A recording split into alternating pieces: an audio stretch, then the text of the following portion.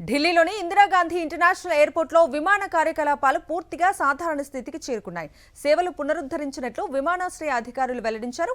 Air traffic control వ్యవస్థలో సాంకేతిక సమస్య కారణంగా నిన్నటి నుంచి 800కు పైగా విమానాలు ఆలస్యమయ్యాయి. 26 సర్వీసులు రద్దయ్యాయి. ఆటో ట్రాక్ సిస్టమ్కు డేటాను అందించే ఆటోమేటిక్ మెసేజ్ స్విచ్చింగ్ సిస్టంలో టెక్నికల్ స్నాక్తో స్టాఫ్ మాన్యువల్గా పనిచేయాల్సి వచ్చింది. దీంతో విమాన సర్వీసులకు తీవ్ర ఆటంకం ఏర్పడింది.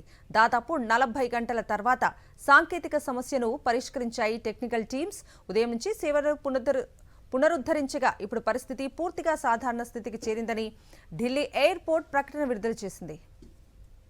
ఢిల్లీలోని ఇందిరాగాంధీ ఇంటర్నేషనల్ ఎయిర్పోర్ట్లో విమాన కార్యకలాపాలు పూర్తిగా సాధారణ స్థితికి చేరుకున్నాయి.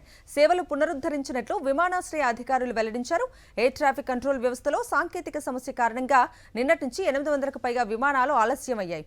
26 సర్వీసులు రద్దయ్యాయి. ఆటో ట్రాక్ సిస్టమ్కు డేటాను అందించే ఆటోమేటిక్ మెసేజ్ స్విచ్చింగ్ సిస్టంలో టెక్నికల్ స్నాక్తో స్టాఫ్ మాన్యువల్గా పనిచేయాల్సి వచ్చింది. దీంతో విమాన సర్వీసులకు తీవ్ర ఆటంకం ఏర్పడింది.